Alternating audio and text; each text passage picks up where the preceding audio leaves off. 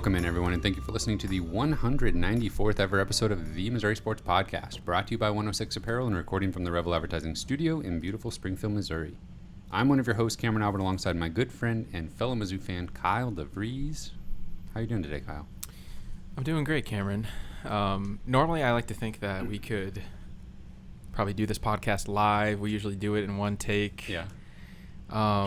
This is like our third time attempting just gonna let everybody know. The podcast tonight, and my eyes are a little damp from laughing so hard because we attempted to begin this podcast unsuccessfully a few times, but we're going to do it this time. Yeah, we've had a couple false starts now, and we've got ourselves together, composed, and we're just gonna truck on. We're gonna deliver the goods. Yeah. Kyle, have you ever thought about that? Our first and last names are just like out there for the world through this podcast. Just true. Does it freak you out at all? Not really. Okay, cool. We have a bunch of good people out there that listen to this podcast. That's true. What do we have to talk about today? We've got some new additions to the football team. We're going to go deep into the Nick Saban, Jimbo Fisher drama. But before we do any of that, don't forget to subscribe to us on YouTube. We really appreciate that. And leave us a review on Spotify or wherever you listen to the podcast. And you can support the show directly through Patreon, patreon.com/Missouri Sports Pod. Kyle, where should we start? Let's start actually with a nice lighthearted story. The Lawrence Bowers, Damari Carroll alumni game. It looks like the rosters for that are finalized. Have you been keeping up with Lawrence Bowers' tweets or posts? It seems like there's somebody new every day that they're coming out with, and it's like I think every player that's ever suited up for Mizzou football or basketball is going to be in this game. Everyone that's meaningful, yeah, just about. It's some pretty legendary shots fired at anybody not Mizzou's, in this game. Yeah, definitely Mizzou star power for sure in this game.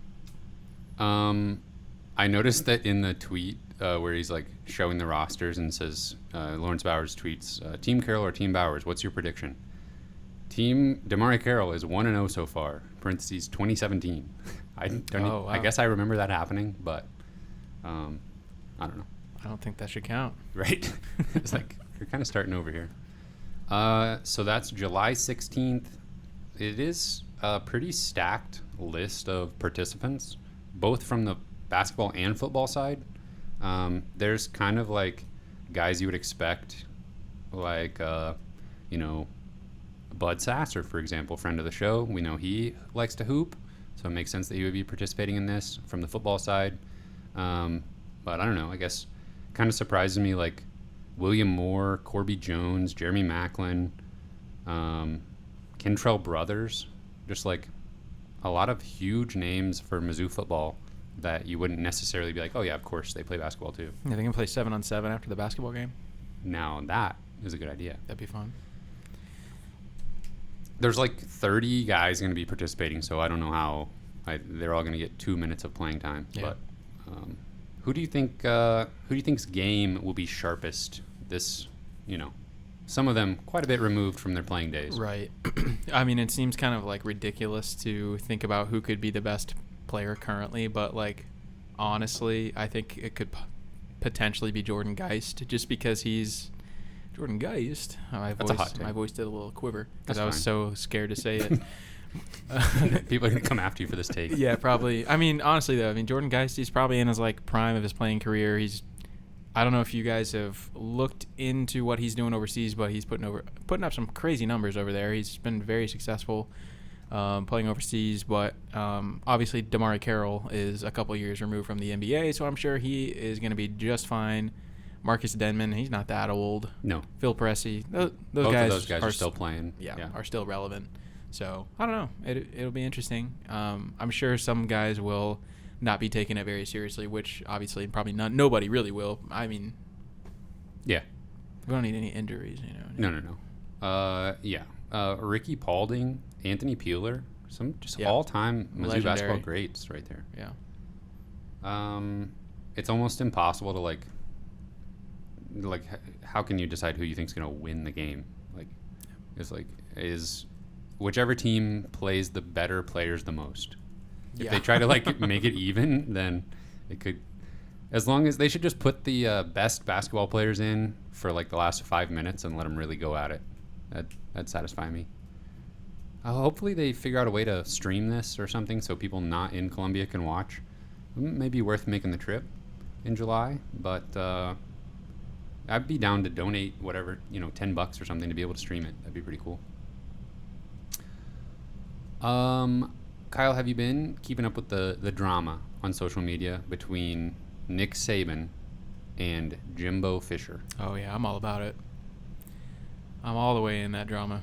So, for any of our listeners who, are normal people and don't pay attention to stuff like this, Nick Saban was talking to donors or boosters or supporters or somebody, and he was talking about how they had 25 players earn a cumulative $3 million on last year's Alabama team, from NIL deals. So he was kind of bragging about that to his supporters. And then he kind of took a hard turn into talking about Texas A&M. And he said that even though, so maybe I guess he's just salty because they were the number 2 recruiting class last year. He's salty. And A&M was the number 1 recruiting class. But Saban made sure to point out A&M bought their players and Alabama did it the right way. Right. What does that even mean? Don't even get me started. I don't even know what he's talking about as far as the right way. I mean, I know Nick Saban, basically the whole entire time NIL has been in existence, Nick Saban has been really grumpy about it. I mean, he's a little older and maybe not as accepting of new trends and stuff. And also, NIL just seems to kind of level the playing field a little bit for guys that used to completely dominate the sport in recruiting. So I'm not sure what he thinks is the right way. I don't know if he just thinks he's a really cool guy that people want to hang out with all the time or something, but now other people can pay players, which I'm sure he has been doing his entire career, which is just an assumption. Yeah. Right. But allegedly. Just to randomly take a left turn into this Jimbo Fisher thing is hilarious, and I absolutely love it, and it's going to make football season more fun. So then Jimbo Fisher basically holds an emergency press conference to talk about Nick Saban and comes out and says, Nick Saban is bad and is a bad guy and he's a dirty coach or something. Look into his history. Yeah, talk to the coaches that have coached under him. They'll tell you everything you need to know. Right. Yeah, I just think it's ironic that he called his own press conference to then call Nick Saban a narcissist. Yeah, exactly. Just to respond. He just decided to have a whole press conference just to respond to these. And if I'm in his position, first of all, you were the number 1 recruiting class. So just say well, yeah, we had the best recruiting class. He probably didn't like that, so whatever. Yeah, we did something completely illegal. Okay, Cam, well, let me ask you this. If you were to have a child one in the future, another one. Okay. And I said, I will give you $5 million to name your child Jimbo. $5 million. Would you do it? Probably. Legal birth certificate named Jimbo? Yeah. Whatever. Okay. We don't have to call the child that. That's true. If it's stipulated in the contract that they must be referred to as Jimbo by everyone their entire life. Yes, they must. That's more questionable. I don't think I could do it to the kid. Even if it'd be verbal abuse. Even if I saved $4 million and gave it to the kid. I guess that kind of changes the question, because now let me ask you this. Okay. Would you change your name to Jimbo and everyone has to refer to you as Jimbo for the rest of your life for $5 million? At this point of my life, I can handle it. When I was in middle school, I don't think I could have handled it. So how do you think Jimbo Fisher made it through middle school with the name Jimbo? I don't know. Maybe he was Jimmy. It was a different time back then. He's kind of old. What do you mean by that? He's a little bit older, so well, maybe, I know what you mean by that. But what do you mean by maybe Jimbo was a more accepted name. Okay, probably not. It's a terrible name. The only person I know named Jimbo is a fictional character. It's one of the bullies on The Simpsons. His name is Jimbo.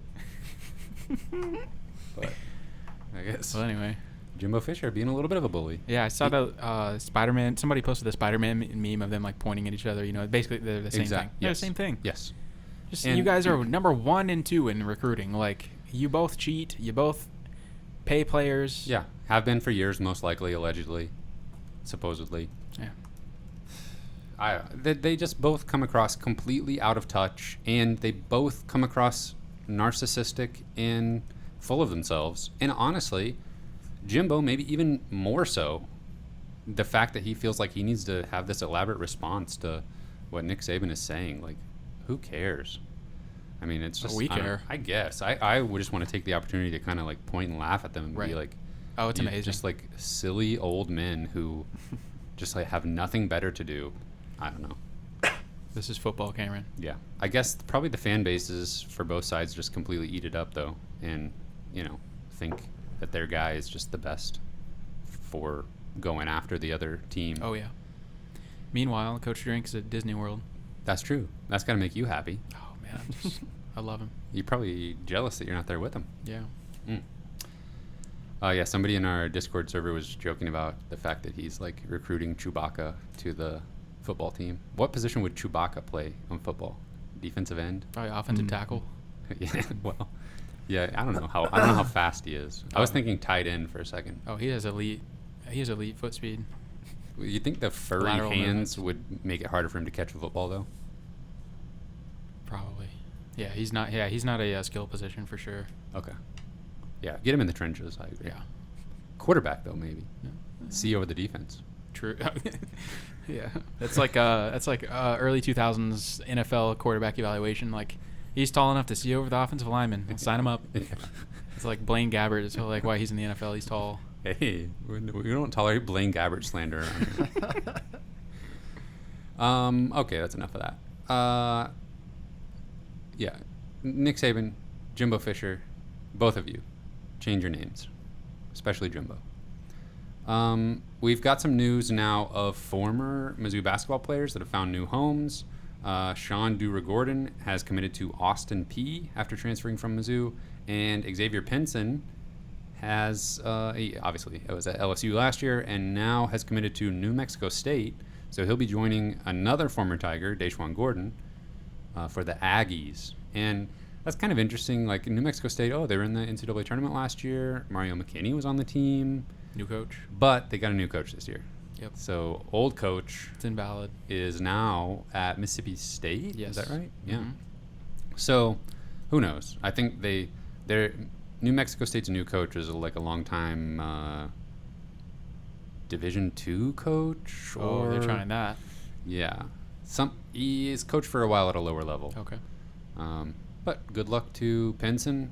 That'll be an opportunity for him to put up some numbers, I imagine. Yeah. I don't know. I have no idea what kind of offense this new coach will run or anything. But Boogie Coleman, the return. yeah, right back to Ball State where he started his career.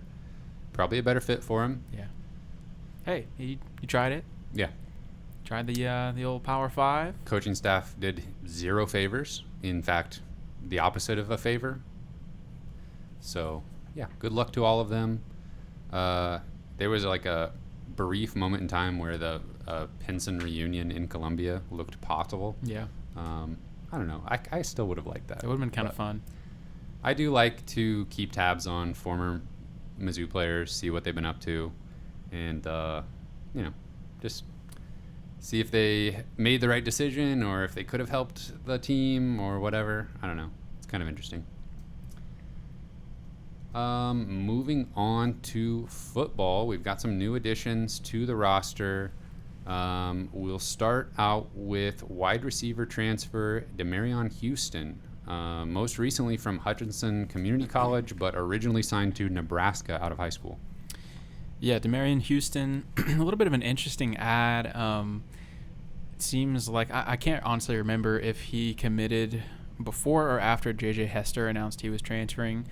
This does seem like kind of taking a flyer on a guy that hasn't really done a whole lot production-wise in his career, but has the physical tools to he's shown he has potential, great speed, good length, Like you said, he started off his career at Nebraska, and coming out of high school, he had a lot of interest from some big programs. He had some offers from Texas, Alabama, and Auburn. Ended up at Nebraska. Didn't get a whole lot of playing time in Nebraska. Never saw the field. And then he went to Hutchinson and had a decent production there. Nothing like crazy, but again, kind of taking a flyer on some production, on some potential. Mm-hmm. And we'll see what he can do. Next on my list is Josh Landry, defensive lineman, transfer from Baylor. Yeah, Josh Landry transferred. You just said that. Transferred from Baylor. Yeah, that's all we know about him. No, he's on the defensive line. I think he'll probably play tackle. Didn't see a whole lot of playing time at Baylor, and honestly, they had a fantastic defense. So that doesn't worry me too much. I think he'll probably see more playing time at Missouri, but I still think he's mainly just for depth. I think probably Robinson and Jernigan have the defensive tackle starting jobs locked up, if I had to make a guess. That sounds good to me. I still think that he'll get some time kind of rotating in. He was a former 4-star recruit out of high school, so clearly a talented guy who just wants to have more opportunity to play. Yeah, and having your depth pieces be former 4-star recruits, and he obviously was part of a really good defense at Baylor. I like having backups that have some sort of pedigree like that. Next we have defensive end transfer DJ Coleman from Jacksonville State, an FCS program. Yeah, this is kind of an interesting ad. DJ Coleman, 6'6", 245, most likely going to play defensive end, and had a really productive career. I mean, you kind of have to be really productive to make a jump from FCS to SEC, but he definitely was productive in his time there. He led Jacksonville State in tackles for loss and sacks last year, and was named second-team All-American in FCS last year as well. So anytime you are adding a transfer like this, it's pretty much, unless something really, really obscure happens, they're most likely going to get a lot of playing time. So, Missouri has a lot of talent at defensive end, but a lot of those guys are young and kind of unproven. So I like this ad, and kind of brings some experience and some productivity to the room. I think is a good idea. Yeah, off the top of my head, I feel like defensive end would be sort of towards the bottom of the position groups on the defense going into next year. But I don't know. Yeah, they could surprise me. I mean, I guess the defensive end is the position group that I maybe am not expecting too much from. So there's room for improvement, room to surprise me for sure. That brings us to the biggest addition, maybe of the entire offseason, at least transfer-wise. That is Jack Abraham, quarterback. Spent a few years at Southern Miss before transferring to Mississippi State, where he did not play, and now makes his way to Columbia as a walk-on, I believe, but with an opportunity to earn the starting job going into next season. Yeah, what a roller coaster this has been to find another quarterback that will play at Missouri. And, I still don't know that we're ever going to truly know what was going on with all of the twists and turns of this search, and having 4 or 5 guys even at one point where we were like thinking this might be the guy, and then it wasn't. And just kind of trying to decipher what the recruiting pitch was, and whether or not all of those guys got the same pitch. I don't know that we'll ever know, but regardless, Jack Abraham is a guy that has the chance to start, and I don't know if I don't think that he would have been told this job is yours. I definitely don't think he would have gotten that pitch. If anyone else did, I don't think that Abraham got that pitch, but I don't think anybody did. Probably but we'll not. get to that. Yeah. So a good college experience. Not super tall. I think he's like 6 foot, but he's pretty quick, can move in the pocket. Can even scramble pretty well if he needs to. Mm-hmm. One thing I really like about him is his confidence in his wide receivers. He threw a lot of 50-50 balls, and meaning that basically means this could go either way. I'm going to throw it up and just let my wide receiver make a play on it. And, we have talked a lot in the past about Mizzou quarterbacks not doing that very well. And, sometimes you're going to get intercepted. That's part of it. But I think you just have to challenge the defense sometimes, make them make a play. I think we would have loved – we talked about this in Kelly Bryant with Connor Bazelak. Just trust your wide receivers, throw the ball up, let them make a play. And if you watch any film of Jack Abraham, he does that constantly, and he's just borderline to a fault. Almost, yeah. I don't even think that he necessarily has a great arm. I mean, he can throw a deep ball, but I would not say he has a cannon for an arm or anything like that. But he plays like he does, and he just is always unloading for those the big plays. So he had a NFL caliber wide receiver at Southern Miss and Quez Watkins, who is very much a home run player, even in the NFL. He's kind of the speed, big play, take the top off a defense kind of player, and they did that. They did that a lot at Southern Miss. So, well, he's going to have weapons at Mizzou if he is the starter. But yeah, to your point, we've been begging for quarterbacks to let the wide receiver go make a play on the ball for several seasons now, and last year it was like, what's going on? Like, is this play calling? It had to have been a little bit of both. Mm-hmm. And obviously Bazelak was injured part of the year, and but man, it was just like, why are we not letting a guy like Kiki Chisholm go up in these one-on-one situations and try to make a play? Yeah, this like 6'6" wide receiver. Yeah, I don't think we'll ever really know. Well, maybe we will after this season when we see what the offense does this year, but I would like to see a 30 for 30 on what happened behind the scenes with Connor Bazelak and Coach Drinkwitz, and the clear distrust that was happening somewhere. Yeah, that's. I mean, we've talked about this quite a bit, but the distrust in the play calling, but yet the decision repeatedly to keep putting Bazelak out there as the starter. Yeah, like that was so bizarre to me. We talked about it a lot last year, but I don't know. You mentioned it being a roller coaster, and it really has been, going all the way back to the first starting quarterback of the Drinkwitz era, Sean Robinson. Them seeing enough from him in practice to put him out there as the starter, and then him not performing, Bazelak coming in and doing just fine, but then not performing, and they refused to take him out. Mm-hmm. And now, obviously, the coaching staff has not been committed to Brady Cook being the starter this year. I don't know. It's hard to, from an outside point of view, judge that situation too harshly. But I know a lot of fans are over this quarterback controversy. Unfortunately, we know at least the pieces we're working with, and it's going to come down to fall practices and everything. But I have to imagine that if a guy like Bohannon, who ended up at USF, if he was told when he was in Columbia, hey, this job is yours, we are looking for a starter to come in, start one season, and then pass the torch to this kid Horn that we have coming in, I don't see Bohannon ending up at USF. And I still have to believe that Drinkwitz was not willing to, Jalen Daniels, JT Daniels, if they're good enough to be told at another school, the starting job's yours if you want it.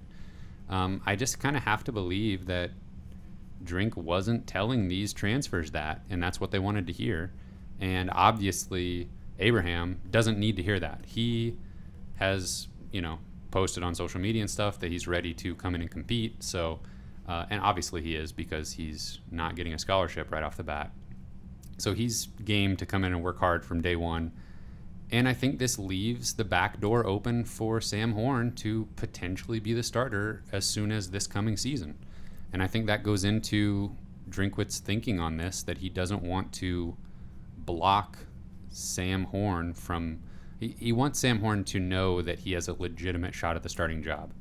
And if he told a player like Bohannon that it's his, then if that gets back to Sam Horn, maybe that relationship isn't as good as it could be. I don't know. Maybe I'm reading too much into it probably, but it's such a fascinating situation, and I don't think we'll ever know the exact answers. But yeah. I mean, I my best guess for what happened, and it's a complex situation clearly. Especially it's complex for Coach Drinkwitz to have to manage it all and all the parties involved, including the fans and what they think of everything that's going on. But to me, I think I just the plan was for Bazelak to be here long term. I don't think that anybody expected him to transfer after this year because I mean things just went off the rails completely in a way that nobody could have ever seen coming. Like this time last year, we thought Bazelak was the man for the next 3-4 seasons. Yeah, that's a good point. And everything that we had seen up to that point, there was no reason to think otherwise. And I don't think anybody, including Coach Drinkwitz, saw this season going the way it did, or last season going the way it did.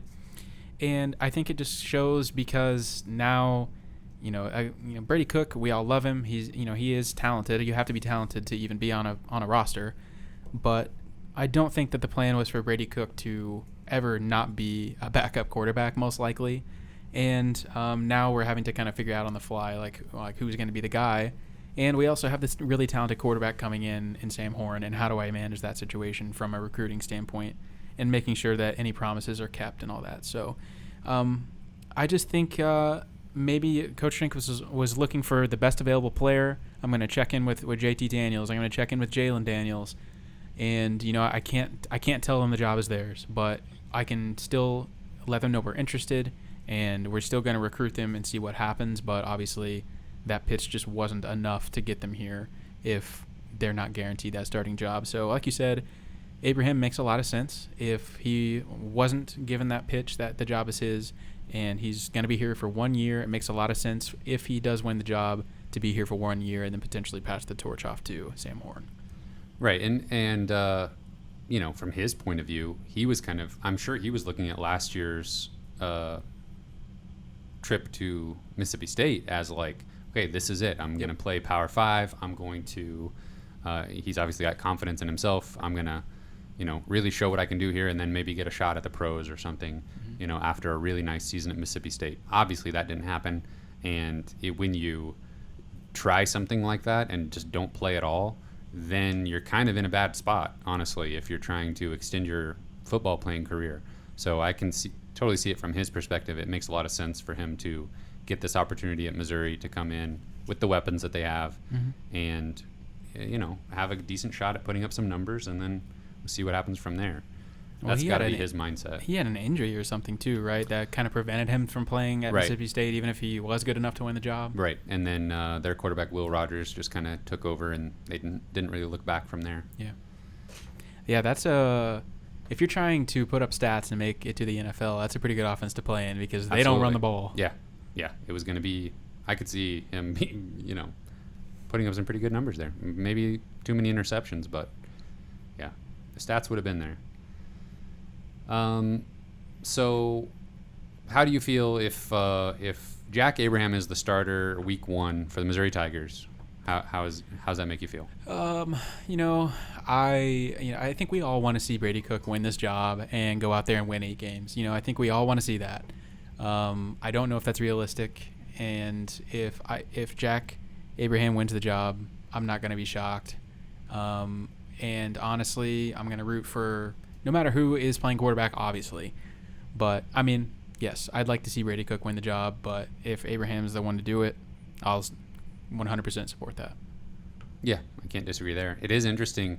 I mean, that's one thing that it seems like Drink has been knocking out of the park is his communication with the quarterbacks on the roster now, because there haven't been any rumors about transferring. I mean, all those relationships seem solid. So that's something that you kind of always have to be worried about. Mm-hmm. But he seems to be navigating that really well. Well, yeah, I mean, it seems like legitimately all of those guys, including Sam Horn, probably think that I have a chance to win the job right now. And that's how you want it to be. Right. And I don't think that would be a lie either. Right. I think that legitimately all 4 of the guys, if you include Sam Horn, all 4 of those guys in the room could win the starting job at some degree. Yeah, I agree. It is interesting, though. It seems like Brady Cook and Luther Burden and Dominic Lovett, they've been working out together off campus. They have the St. Louis connection. So yeah, I mean, there's definitely. I think Brady Cook has built a really good argument for himself to be the starter. He's been in the program for several years now. He's great relationships with the team. Seems like just a great guy all around. Just a true son through and through. And so I think everybody wants to see him succeed. He's built a great rapport with everyone. He knows the playbook. But, Jack Abraham has some great college experience. He has the chance to potentially make the offense a little more explosive. So they both kind of have things that are a little bit different from the other that, could make for a good argument.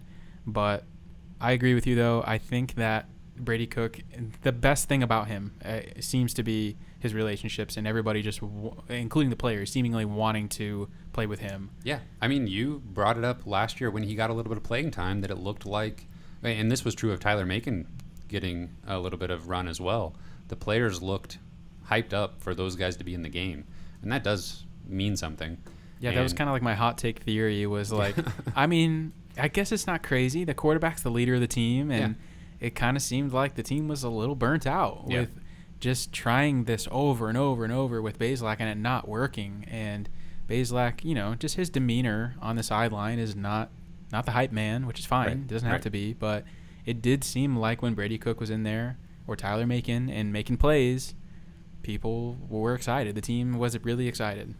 Yeah, and, you got to wonder if after these relationships and stuff have been built, if you just bring in a guy in the offseason and then he's the starter, do you kind of end up in that same position where the whole team is kind of like, well, like really? Yeah, you're going to... Brady Cook's here, ready to go. Put in all the work and all this relationships, and you're just going to give it to this dude? Yeah, that kind of stuff always worries me as a fan, that it's like... and especially, I don't know, this is like classic. As a Mizzou fan, the pessimistic thing is always at the front of my mind, but I don't know. I always feel like there's just like one domino away from like the entire... anything that just good is happening, just completely falling apart.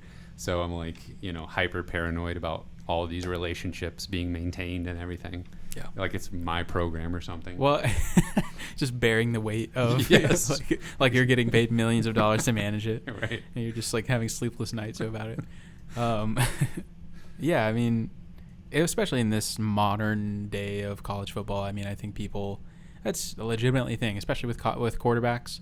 If they can sense that they're not going to win the starting job, they're out. Yeah. So it's a tough thing to manage. And we already know that Brady Cook and Tyler Macon aren't doing that. Right. I mean, they have had opportunities to get out of the program already, and they've stuck through. So we'll see what happens.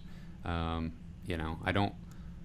would love to see Brady Cook in this offense with, a full open playbook, being able to go out and make plays and with the full confidence of the team and the coaching staff and everybody. And that's maybe one benefit of Coach Drinkwitz keeping Bazelak out there so long last year is whoever the week one quarterback is this year, they're probably going to feel like they have the full support of everybody, and they're not going to feel like, one bad game and they're going to be pulled, because he kind of showed last year he's willing to ride with this guy for an extended period of less than stellar play. Yeah. Maybe we'll do a little 3 quarterback system. It's fairly common, right? Yeah. Lots of successful programs run 3 starting quarterbacks. Yeah. And just not at the same time. No. Rotate them in and out. Every other play, every third play, you get to go in there and see what you got. Yeah. I don't know. Give me Brady Cook, but if it's Jack Abraham, I'm not gonna be too upset. I'll just have to roll with it. But I can definitely see some fans not being happy with that. Yeah, I definitely think if Abraham goes in there and is mediocre, he will have a much shorter leash than Cook. From the coaches or from the fans? Well, that's a good question. Honestly, I was thinking from the fans, but we don't get to make any decisions. True. I mean, I think... Bazelak had a long-ish leash from the fans and still ran out of it. Yeah. Yeah, that leash was incredibly long from the coaching staff. Right. Yeah, I don't know. From the coaching staff, I don't know. From the fans, I could see them getting cynical quick. Yes, absolutely. Agree. And it wouldn't take me very long, honestly, to be like, we're doing this again? Like, let's see what Brady can do. Yeah, you're pretty short-tempered. Is that a word? Short-tempered? Hot-tempered? No. Slow-tempered. Short-fused? I think all of the above. Impatient? Yeah. You're all unreasonable. Yeah, okay. Just in general. You're really unreasonable. Just no response. We've just really dissected that quarterback controversy. Yeah. Is it a controversy? Is it controversial? Yeah. I mean, we got a full-on quarterback battle, man. So, is that basically it for this week? Yeah, except give me classic me. Gun to your head. Who's a starter? I'm making a prediction. Yes. Day one. At tight end. Day one starter at tight end. Day one starter at quarterback. Prediction, Jack Abraham. Okay. I mean, I don't know. It's like, I don't want to go off on this whole thing again, but we just have the same conversation over. The coaching staff has shown no confidence. I don't know. They want a starter to come in. They want a starter. Yeah, they do. Someone will have to start. Tell us in the comments who's going to start. Make your prediction and then let us know what you want to see. Are we sleeping on Tyler Macon? Probably, but what if he's just the starter? That'd be a plot twist. Yeah. Oh, he's looked good though. Yeah. I'll take it. I don't know. I think Cook working out with the wide receivers, the who we think are going to be the top 2 wide receivers this season, in him working out with them in the offseason, off campus together. It's a good They're sign. going to form a bond. It'll be hard to break. Luther Burden gets what he wants. I hope so. That's Mizzou football. It's 22. I mean, sign me up for that, honestly. Yeah. All right. Special thank you to our Patreon supporters at the $10 level and above. Britt Treese, Brian Smith, Ryan Demore, Tristan, Ben Smith, Parker, Daddy JD, Luis Hernandez, Tim Keynes, and Tyler Harsel. Thank you. Thank you, gentlemen. You can find this podcast on Spotify, Google Podcasts, and Apple Podcasts. Definitely not iTunes. And you can find us on Twitter at Mizzou Sports Pod, and you can email us at MissouriSportsPod@gmail.com. You can find our t-shirts and stickers on our online shop, MissouriSportsPod.BigCartel.com. You can download the episode illegally on LimeWire. Thank you, everyone, for listening. We will see you next week.